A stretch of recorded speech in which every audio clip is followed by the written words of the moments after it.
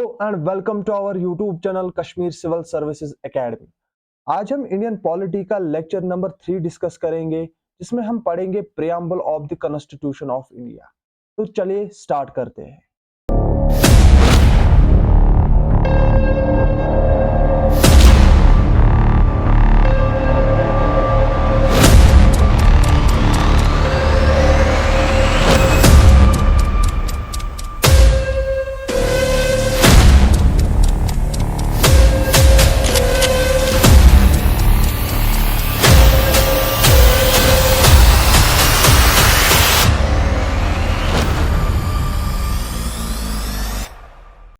अगर हम preamble of the constitution of India की बात करेंगे तो इसको डिफाइन किया गया है एज ए समरी और essence of the constitution.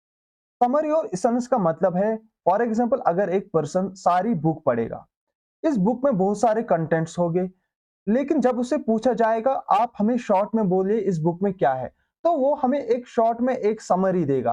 For example अगर हम कॉन्स्टिट्यूशन पढ़ेंगे यहाँ पे, तो कॉन्स्टिट्यूशन में लिखा गया है कि इंडिया सेक्युलर स्टेट होगा।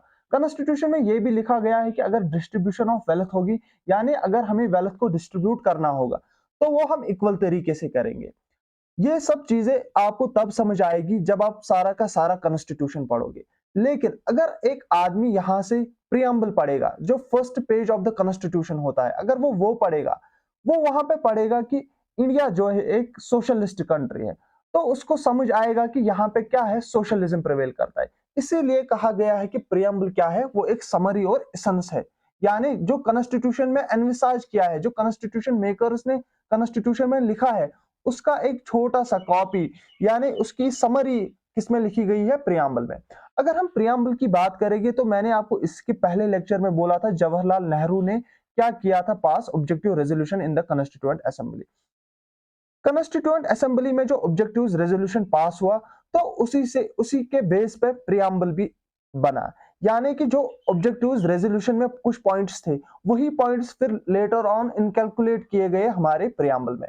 ये कौन करता है ऑब्जेक्टिव रेजोल्यूशन मूव? ये करते हैं मिस्टर जवाहरलाल नेहरू। 13 दिसंबर 1946 को ये मूव करते हैं इन द कॉन्स्टिट्यूएंट असेंबली को। और अडॉप्ट कब किया जाता है preamble of the constitution? January 22 1947। Basically American constitution first country है जिसने ये अडॉप्ट किया प्रियम्बल।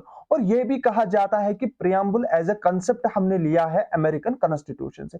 यहाँ पे आप एक आदमी की पिक्चर देख रहे होंगे जिसका नाम है एनी पालकियावाला।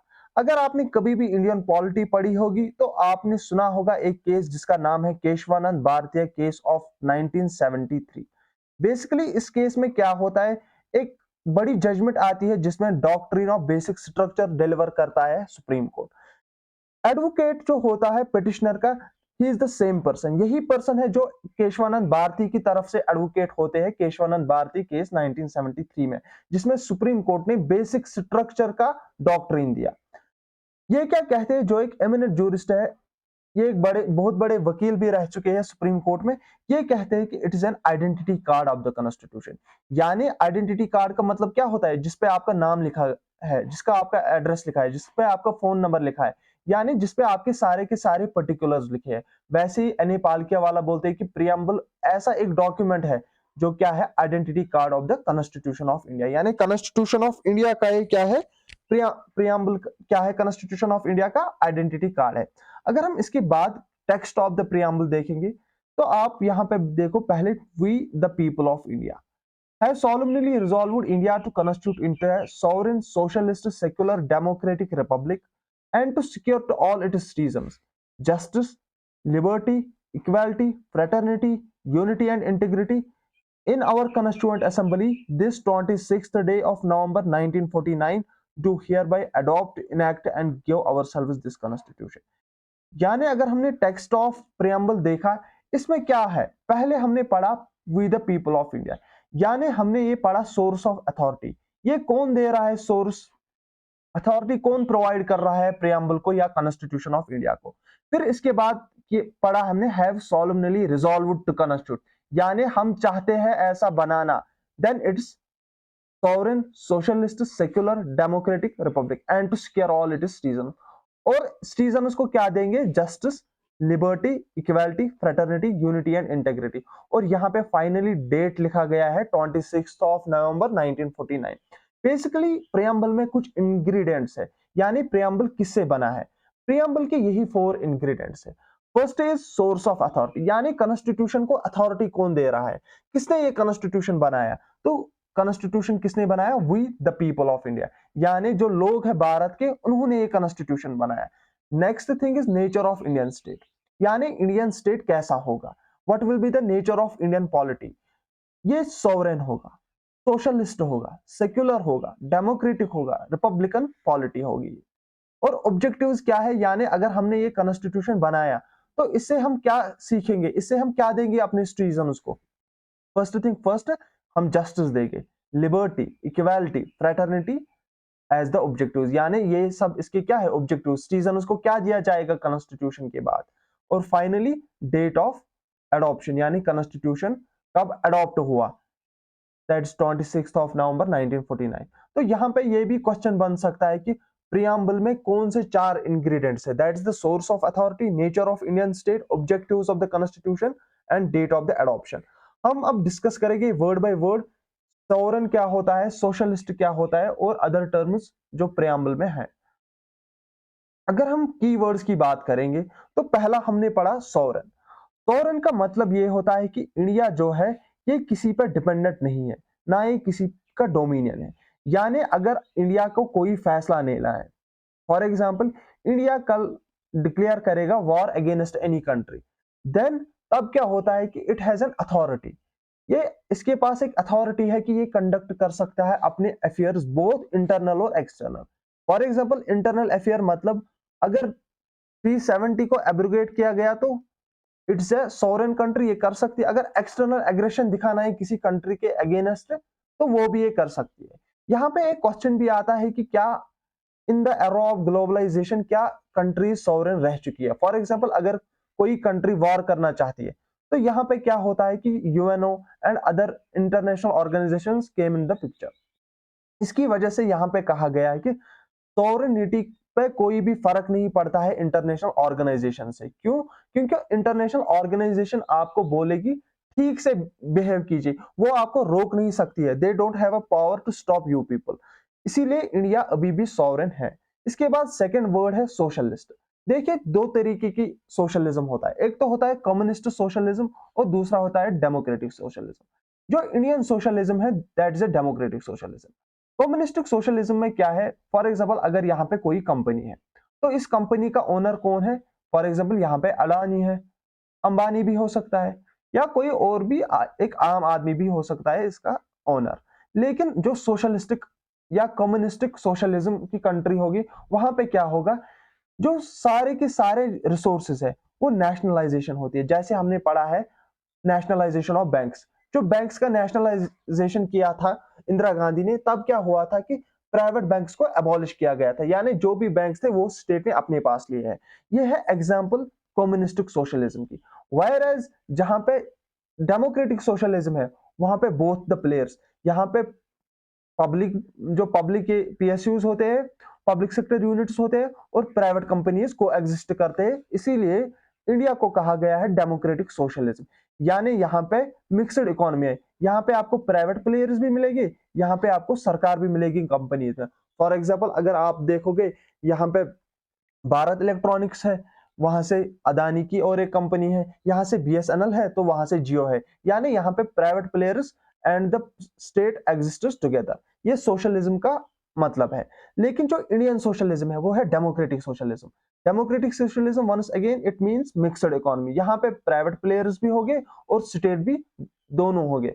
अगर सोशलिज्म इंडिया में है, लेकिन जो 1991 की पॉलिसी आई जिसको लिबरलाइजेशन, प्राइवेटाइजेशन और ग्लोबलाइजेशन जिसमें अकर हो गई, उसमें उसने क्या किया, उसने ये सोशलिज्म का कंसेप्ट थोड़ा सा डाइल्यूट किया।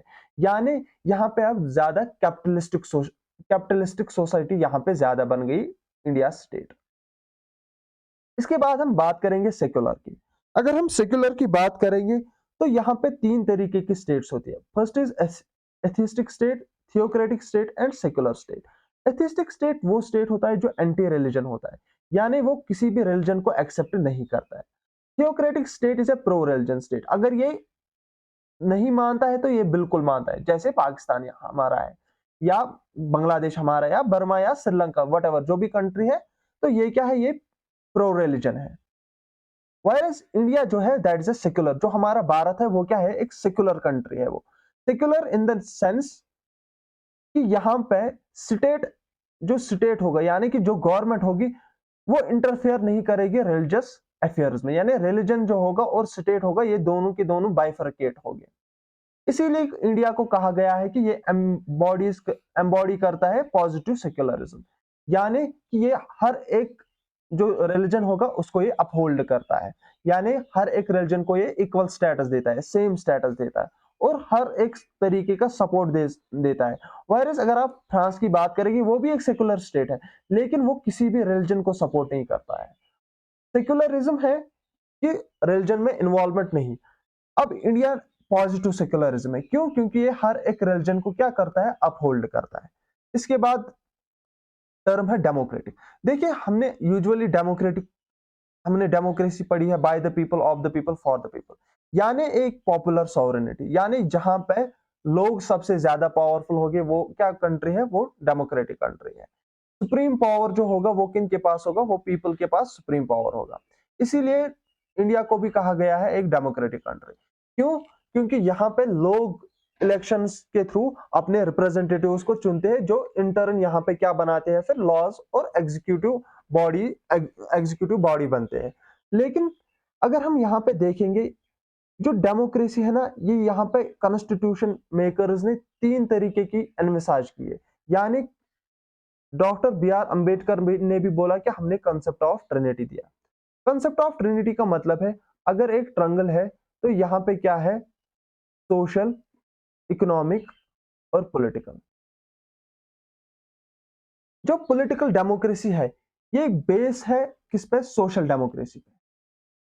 यानी अगर आपको पॉलिटिकल डेमोक्रेसी चाहिए, तो आपको सोशल डेमोक्रेसी भी चाहिए, इकोनॉमिक डेमोक्रेसी भी चाहिए, और ये तब एग्जिस्ट करेगा जब यहाँ पे फ्रेटर्निटी आएगी।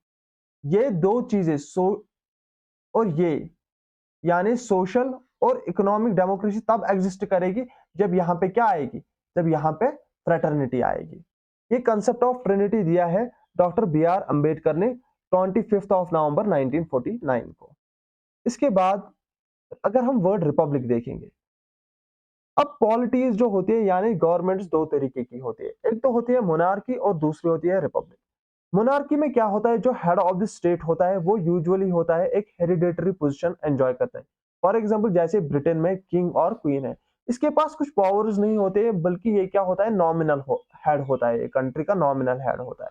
लेकिन क्योंकि ये नॉमिनल हेड है, तो ब्रिटेन बोलता है कि हमें क्या जरूरत है इसके इलेक्शन पे पैसे खर्च करने की, इसीलिए उन्होंने एक मोनार्क को रखा है, एक नॉमिनल हेड। वह जो रिपब्लिक होता है, उसमें जो हेड ऑफ द स्टेट होता है वो भी इलेक्टेड होता है, चाहे वो डायरेक्टली इलेक्टेड हो या इनडायरेक्टली। जैसे इनडायरेक्टली इलेक्टेड है इंडिया में, प्रेसिडेंट यहाँ पे इनडायरेक्टली इलेक्टेड होता है, और वायरस डायरेक्टली इलेक्टेड कहाँ पे होता है, यूएसए में। देयरफॉर अगर हम बोले कि जो रिपब्लिक टर्म है हमारे प्रेम्बल की, ये इंडिकेट करता है कि यहाँ का जो हेड ऑफ द स्टेट होगा वो क्या होगा, वो इलेक्टेड होगा। दैट इज अ क्वेश्चन कि अगर डायरेक्टली इलेक्टेड होगा या इनडायरेक्टली इलेक्टेड होगा, दैट इज सेकेंडरी क्वेश्चन। लेकिन इलेक्शन उसके लिए हो गई, यानी जो यहाँ का हेड ऑफ द स्टेट होगा वो क्या होगा, इलेक्टेड हेड होगा। इसके बाद बात करेंगे हम जस्टिस की। देखिए, जो जस्टिस है ये प्रियम्बल ने 3 फॉर्म्स में लिया है, एक तो social, economic and political justice. ये जस्टिस का कंसेप्ट हमने लिया है बेसिकली रशियन रेवोल्यूशन 1917 से। जो भी कम्युनिस्ट कंट्रीज है वहां पे जस्टिस का ज्यादा प्रभाव है as compare to the capitalism countries की। जस्टिस यहाँ पे सोशल, इकोनॉमिक और पॉलिटिकल होने का मतलब क्या है? जस्टिस का मतलब है कि अगर कोई दो आदमी, फॉर एग्जांपल यहाँ पे एक एससी कैंडिडेट है और यहाँ पे एक जनरल लाइन कैंडिडेट है, जस्टिस क्या बोलता है कि अगर आपको इनमें एग्जाम में सिलेक्शन करनी है, अगर आपको कोई पोस्ट फिल करना है, तो पहले इस एससी कैंडिडेट को एक इक्वल प्लेटफॉर्म दो जो जनरल कैंडिडेट को मिला है। यानी जैसी तालीम जनरल कैंडिडेट को मिली है, वैसी ही तालीम एससी को भी मिलनी चाहिए, so that A level playing field बन जाए। फिर क्या होगा, एक पोस्ट फिल हो जाएगा। इकोनॉमिक का भी मतलब यही है कि जो इकोनॉमी होगी वो हमें अपहेल्ड करनी है, क्योंकि जो पिछड़े हुए लोग हैं उनकी इकोनॉमी हमें बढ़ानी है। और जो पॉलिटिकल जस्टिस का मतलब क्या है कि हर एक को वोट देने का अधिकार हो और हर एक आदमी के लिए जो ऑफिस होगा, पॉलिटिकल ऑफिस होगा, वो उसके लिए ओपन होना चाहिए। जैसे यहाँ पे मैंने बोला equal treatment of all citizens without any social distinction based on, आपको caste, colour, religion, race, sex और जो भी कोई डिस्टिंक्शन होगी जिस पे डिस्क्रिमिनेशन की जाती है वो आपको हटानी है यहाँ पे सोशल जस्टिस में। इकोनॉमिक जस्टिस मतलब कि हर एक पर्सन को आपको इक्वली बेनिफिट करना है कि वो अपनी जो ये है, जो अपना काम है वो कर सकते हैं और कमा सकते हैं। और फाइनली जो पॉलिटिकल जस्टिस है, इट मीन्स कि आपको एक वोट देने का अधिकार, आपको पॉलिटिकल ऑफिस में जाने का अधिकार मिले। फिर इसके बाद लिबर्टी का कंसेप्ट आया। देखिए लिबर्टी का मतलब होता है कि एब्सेंस ऑफ रेस्ट्रिक्ट्स, यानी आपको नहीं रोका जाएगा किसी भी काम करने से। लेकिन यहाँ पे हमें याद रखना है एक चीज कि ये जो एब्सेंस ऑफ रेस्ट्रिक्ट्स है ये एब्सोल्यूट नहीं है। एब्सोल्यूट होने का मतलब क्या है कि ये आप जो भी चाहो वो नहीं, लेकिन but it is qualified. Qualified होने का मतलब है कि पहले आपको देखना है ये क्या ये समाज में एक्सेप्ट है, क्या ये लॉ हमें अलाउ करता है ऐसा करना। इसीलिए यहाँ पे कहा गया कि absence of restricts on the activities of individuals. Liberty does not mean license to do what one likes and has to be enjoyed within the limitations mentioned in the constitution itself। यानी आपको उतना ही enjoy करना है जितना constitution ने envisaged किया है कि लिबर्टी कहां तक होगी।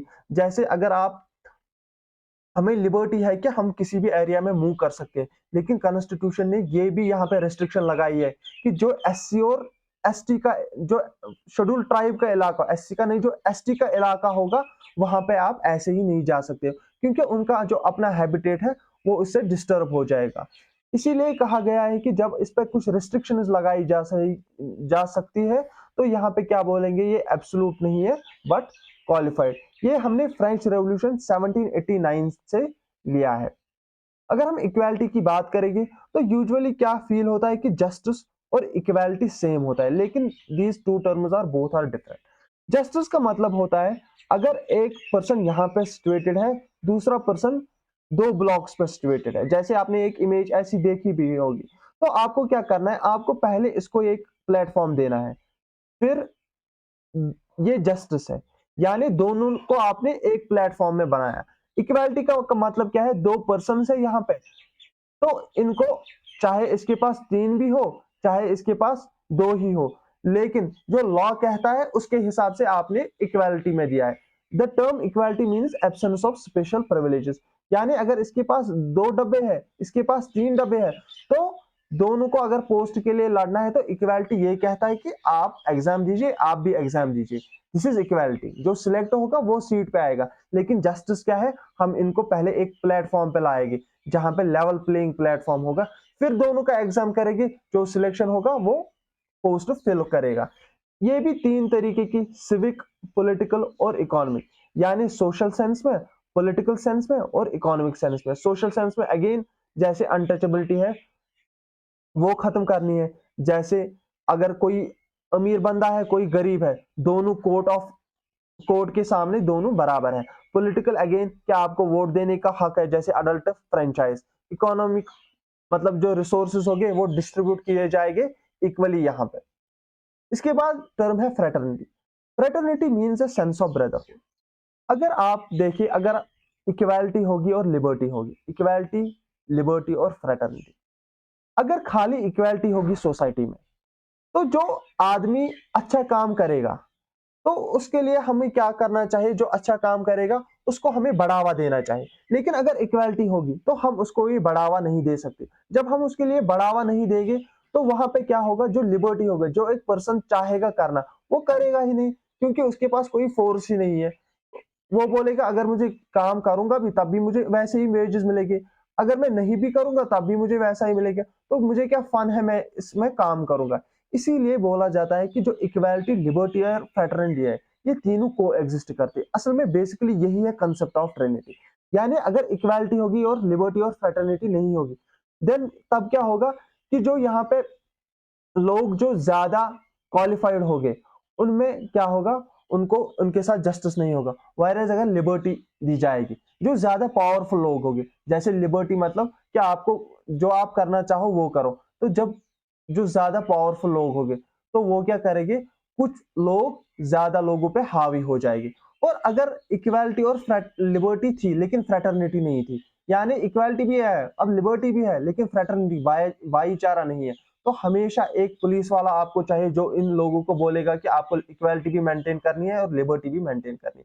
इसीलिए कहा गया है कि equality, liberty and fraternity are the concept of trinity. अगर ये कंसेप्ट ऑफ ट्रिनिटी है जो बी आर अम्बेडकर ने भी बोला, ये एनविसाज किया है इसने, कॉन्स्टिट्यूशन में भी ये एनविसाज किया है, लेकिन प्रियम्बल में ने भी ये एक्सक्लूसिवली एनविसाज किया है कि हमें एक सेंस ऑफ ब्रदरहुड होना चाहिए थ्रू सिंगल सिटीजनशिप। अगर आप यूएसए की बात करोगे तो वहां पे आप पहले न्यूयॉर्क के सिटीजन हो, फिर उसके बाद किसके सिटीजन हो, यूएसए के सिटीजन हो। लेकिन अगर आप यहाँ पे देखो सिंगल सिटीजनशिप है। अगर आप पंजाब में रहते हो, that does not mean Punjab वालों का एक पास अलग सिटीजनशिप है, नहीं, पंजाब वालों के पास भी वही सिटीजनशिप है जो कश्मीर वालों के पास है, जो केरला वालों के पास है। और इसके बाद है term dignity.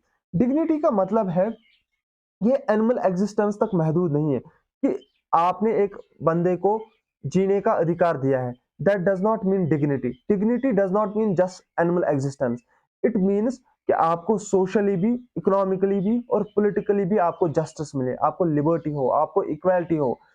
Individual signifies that the constitution material benefit ही नहीं, आपको क्या recognise that the every individual is sacred, यानी कि उसकी जात भी सेक्रेड है। बस आपको मटेरियल बेनिफिट की ही जरूरत नहीं है, आपकी जात भी क्या है, सेक्रेड है। इसके बाद जो फ्रेज यूनिटी एंड इंटेग्रिटी है, ये क्या करती है, एम्ब्रेस करती है psychological and territorial dimensions of the national integration.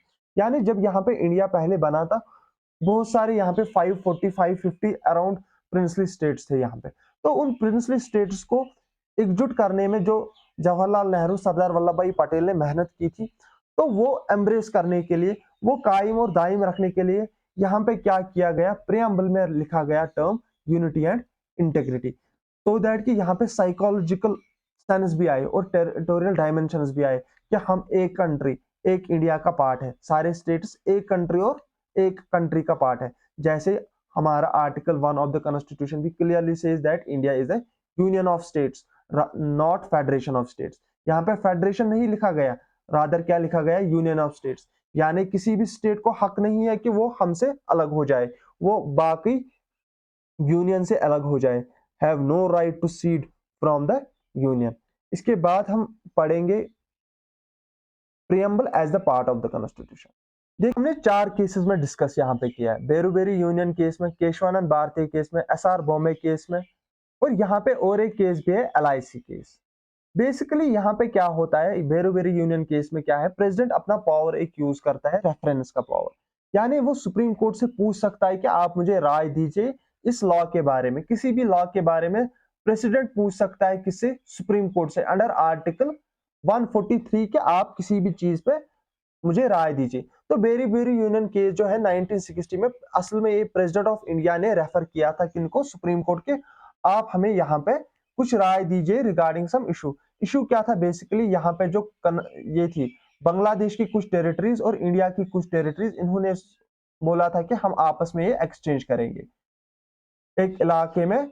तो उसी केस के रिलेटेड प्रेसिडेंट ने बोला क्या पार्लियामेंट को ये पावर है कि वो कुछ टेरिटरी एक अलग कंट्री को दे सकता है, इसीलिए इन्होंने रेफर किया केस सुप्रीम कोर्ट को। सुप्रीम कोर्ट ने क्या बोला इसके रिगार्डिंग, इन्होंने बोला कि जहां पे आर्टिकल एम्बिग्यूअस होगा या जहां पे मोर देन वन मीनिंग होगी, फॉर एग्जांपल अगर कोई आर्टिकल है, ये क्या बोलता है आर्टिकल, फॉर एग्जांपल कोई भी आर्टिकल हो कॉन्स्टिट्यूशन में, वो एक चीज दर्शाता हो और वो चीज उसकी दो मीनिंग निकल सकती है। फॉर एग्जाम्पल ऐसा कुछ नहीं है, लेकिन हम इंस्टेंस लेंगे कि अगर कोई आर्टिकल है वो बोलता है कि हम सेक्युलर है, और दूसरा आर्टिकल क्या बोलता है कि हम सेक्युलर नहीं है। अगर ऐसी कोई सिचुएशन आई जहां पे दो मीनिंग निकल सकते, ये सेक्युलरिज्म होना और सेक्युलरिज्म नहीं होना, ये एक्सक्लूसिवली नहीं मेंशन है, ये पूरा का पूरा नहीं लिखा हुआ है वहां आर्टिकल पे। बस हमें लगता है कि इस आर्टिकल से लगता है कि इंडिया तो सेक्युलर कंट्री है, इस आर्टिकल से लगता है कि इंडिया सेक्युलर नहीं है। अगर कोई ऐसी सिचुएशन आएगी तो आप क्या कर सकते हो, आप प्रियम्बल की तरफ रुख कर सकते हो। अगर प्रियम्बल ने लिखा है कि कॉन्स्टिट्यूशन सेक्युलर है तो इस आर्टिकल का मतलब भी लिया जाएगा कि सेक्युलरिज्म, ये सेक्युलरिज्म दर्शाता है। आई बात समझ? तो यहाँ पे अगरचे प्रियम्बल को इतनी बड़ी इंपॉर्टेंस मिली कि जहां पे एम्बिग्युअस होगा या जहां पे वन मीनिंग से ज्यादा होगा, आप इंटरप्रिटेशन किससे ले सकते हो? प्रियम्बल ऑफ द कॉन्स्टिट्यूशन से आप इंटरप्रिटेशन ले सकते हो। लेकिन इतनी बड़ी इतनी बड़ी मतलब क्या बोलते हैं इसको, प्रियम्बल को पार्ट ऑफ द कॉन्स्टिट्यूशन नहीं बनाया गया। यानी बेरोवेरी यूनियन केस में क्या कहा गया कि Indian parliament, Indian preamble is not a part of the constitution. इसके बाद अगर हम केशवानंद भारती की केस की बात करेंगे तो केशवानंद भारती केस ने जो ओपिनियन दी गई थी बेरोवेरी यूनियन केस में कि preamble part of the constitution नहीं है, तो केशवानंद भारती केस में क्या कहा गया कि preamble is a part of the constitution. इसके बाद एसआर बॉम्बे केस और एलआईसी केस में भी यही कहा गया कि preamble part of the constitution है। फाइनली अगर आप देखोगे कि preamble part of the constitution है, लेकिन सुप्रीम कोर्ट ने यह भी बोला अगर ये preamble part of the constitution है लेकिन ये जस्टिसेबल और नॉन एनफोर्सेबल है, यानी अगर कोई चीज प्रियम्बल में लिखी है तो आप इसके बिहाफ पे सुप्रीम कोर्ट या किसी भी कोर्ट को अप्रोच नहीं कर सकते कि प्रियम्बल में ऐसा लिखा गया है, ये हमारी राइट्स की वायलेशन या कुछ कर रहा है, उस पे आप सुप्रीम कोर्ट या किसी भी कोर्ट नहीं जा सकते हो। इसके बाद अब देखेंगे अमेंडेबिलिटी ऑफ प्रियम्बल।